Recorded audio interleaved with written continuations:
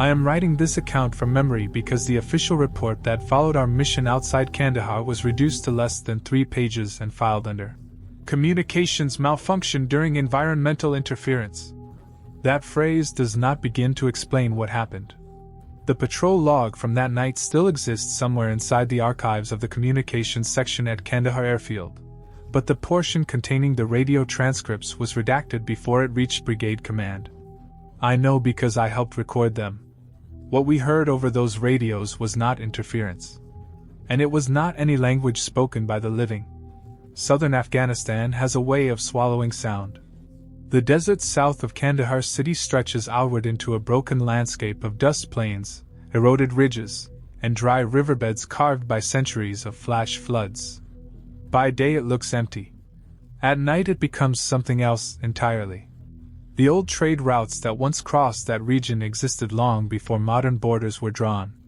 Caravan trails from Persia and Central Asia passed through those valleys centuries before the Soviet invasion, before the British expeditions of the 19th century, even before the rise of the Pashtun tribes that inhabit the region today. Local elders sometimes referred to certain stretches of the desert as silent roads. They avoided traveling them after sunset. The official explanation for those warnings was simple: bandits, unexploded ordnance, and shifting desert terrain. But there were older explanations too, ones not included in intelligence briefings.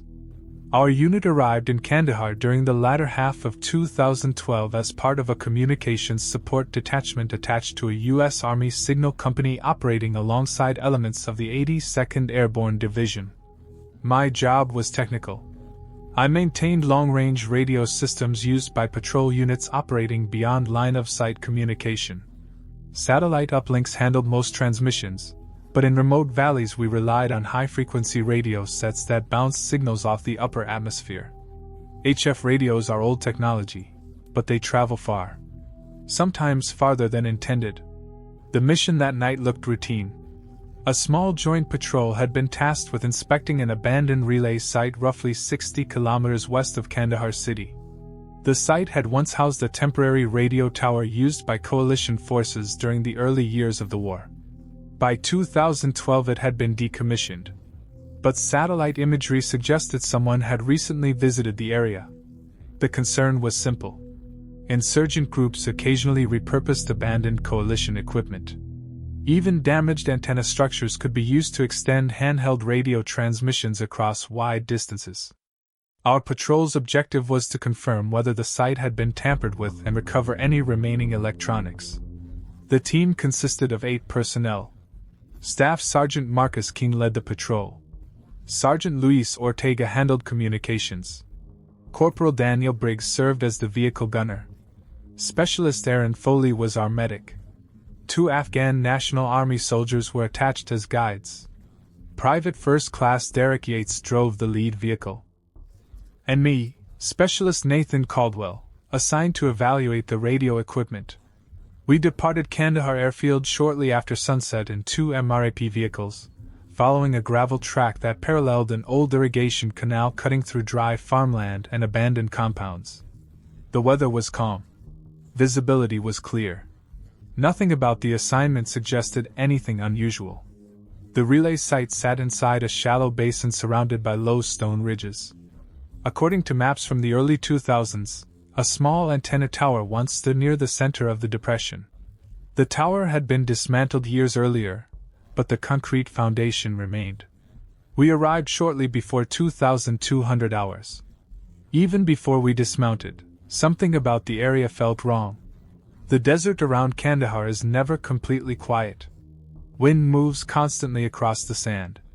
Insects chirp near irrigation canals. Occasionally you hear dogs barking from distant compounds. Inside the basin there was none of that. No wind. No animals. No sound except the cooling engines of our vehicles. Sergeant Ortega stepped out first and swept the area with his flashlight. "Nothing moving," he said. But he lowered his voice when he said it, as if instinctively respecting the silence. The relay tower's concrete base was still there. A square slab roughly 3 meters across with rusted bolt anchors protruding from its surface. The support struts for the tower had been removed long ago, but fragments of old cabling still lay scattered nearby. Someone had been there recently. Footprints were visible in the dust. But they were not the kind we expected. They weren't military boots. They weren't sandals or tribal footwear either. They looked almost barefoot.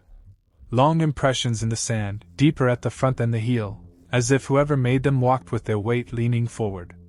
The Afghan soldiers crouched near the prints and studied them quietly. One of them spoke softly to the other in Pashto. Staff Sergeant Keen asked what they were saying. The older soldier hesitated before answering. "Not a man," he said finally. Keen frowned. "Then what?" The soldier didn't respond. We began inspecting the old equipment. Most of it had already been removed years earlier, but a few rusted antenna segments remained half buried in the sand. Ortega set up a portable receiver to test the frequency range that the tower once used. That was when the smell appeared. At first it was faint, like burned metal. Then it became stronger. Not smoke. Something colder. Imagine the smell of electrical wiring after a lightning strike, the sharp metallic scent that lingers after energy passes through the air. The wind had not returned, yet the odor moved through the basin in slow waves. Foley noticed it first.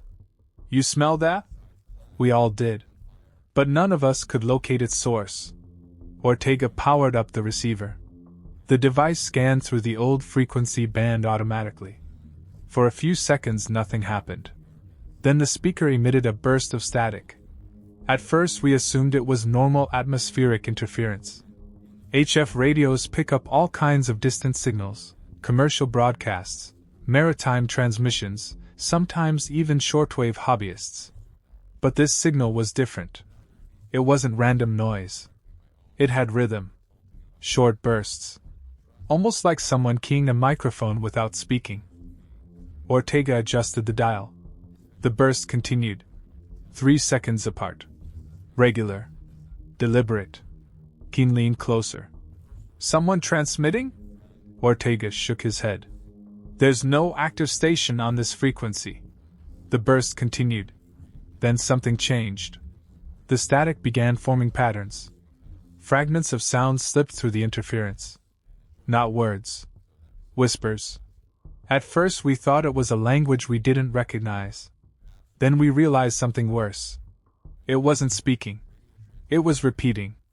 The same sequence over and over. A faint series of syllables buried under the static. Ortega increased the volume. The words became clearer. Not English. Not Pashto. Something older.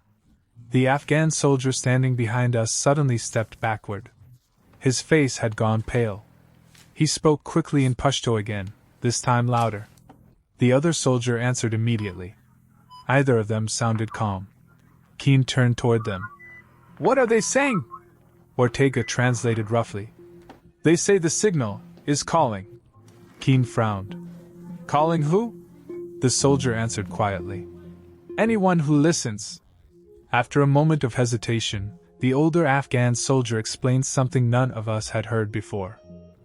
Long before modern Kandahar existed, traders traveling between Persia and the Indus Valley used signal fires along certain ridgelines to guide caravans at night. Some of those signals were not meant for travelers. They were warnings. Certain valleys, he said, had been abandoned centuries earlier because of something people heard after dark. Voices carried by the wind. Not from living mouths, but from beneath the ground. The local name for those places translated loosely to the valleys that remember. We assumed it was folklore. But the soldier refused to approach the radio equipment again. Then the air temperature dropped. Not gradually like a desert cooling after sunset. It fell within seconds. Our breath became faintly visible in the flashlight beams. The radios crackled again. This time the whispering changed. The repeating syllables slowed. As if the voice had noticed us listening. Ortega lowered the volume slightly. But the sound continued. Not just through the speaker. Through our headsets. Through the vehicle radios. Even through the handheld units clipped to our vests. The whispers moved between channels. Across frequencies that should not have connected. Then Briggs called out from the perimeter. We followed his flashlight beam. The strange footprints we had seen earlier were no longer alone. More had appeared. Fresh ones. Forming slowly in the dust near the concrete slab. Not emerging from anywhere. Simply appearing. One at a time. Each print deeper than the last. As if something invisible were walking toward the radio equipment.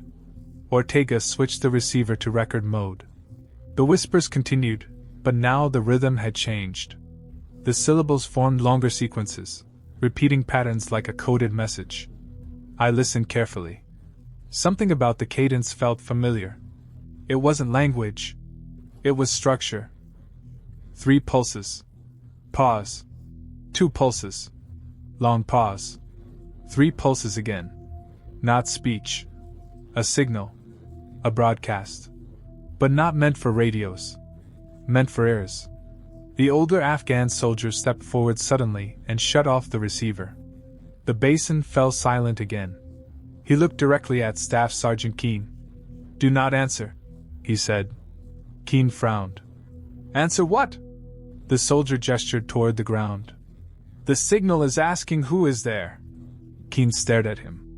"That's not how radios work." The soldier shook his head slowly.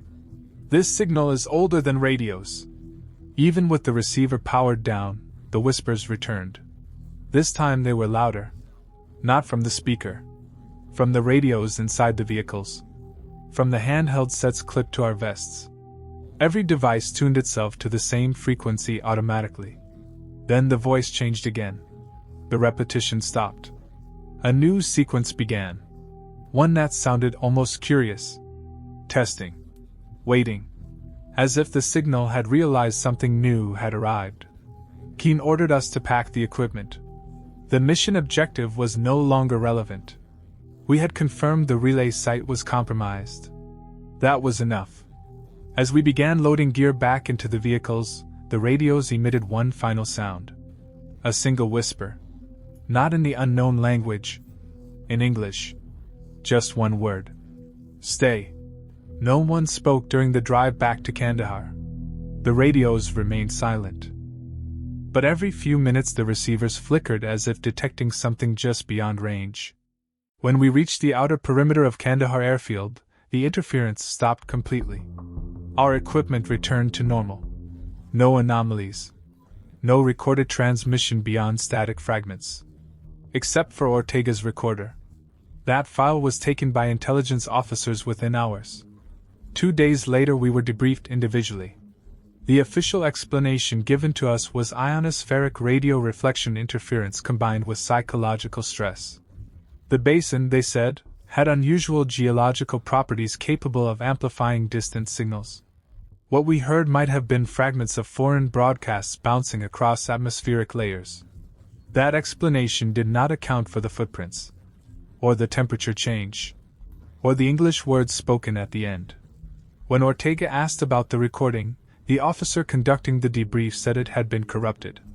The file no longer existed. Before leaving the debrief room, the older Afghan soldier spoke quietly to the interpreter. The interpreter hesitated before translating. "He says the signal has been there longer than any army." The officer sighed. "And?" The interpreter continued. "He says every few years someone listens too long." Months later I managed to read the short version of the official incident report. It was labeled Communications Anomaly, Kandahar Province, Night Signal Interference. The document contained no mention of voices. No mention of footprints. No mention of the English word. But there was one line I remember clearly. It read, "Recommend all legacy HF frequencies associated with the Kandahar relay basin remain permanently inactive." No reason was given. Years later I still think about that signal. HF radio waves can travel thousands of kilometers. They can bounce across the sky. They can circle the planet. But they require transmitters. Antennas. Power. The relay tower in that basin had been dismantled years earlier. There was nothing left capable of broadcasting. Yet something had been transmitting. Something that understood when we were listening. Sometimes, late at night, when atmospheric conditions are right, HF radios pick up signals that shouldn't exist anymore. Old maritime stations. Cold War military broadcasts. Number stations repeating codes to operatives who may no longer be alive. Engineers call them ghost transmissions. But I know the difference between an echo and a reply. What we heard in that Kandahar basin was not an echo. It was a conversation waiting to begin. And the most unsettling part wasn't the whisper that told us to stay. It was the realization that the signal had been repeating the same pattern long before we arrived. Long before radios existed. As if something beneath that desert had always been broadcasting into the night. Waiting for someone somewhere to finally answer.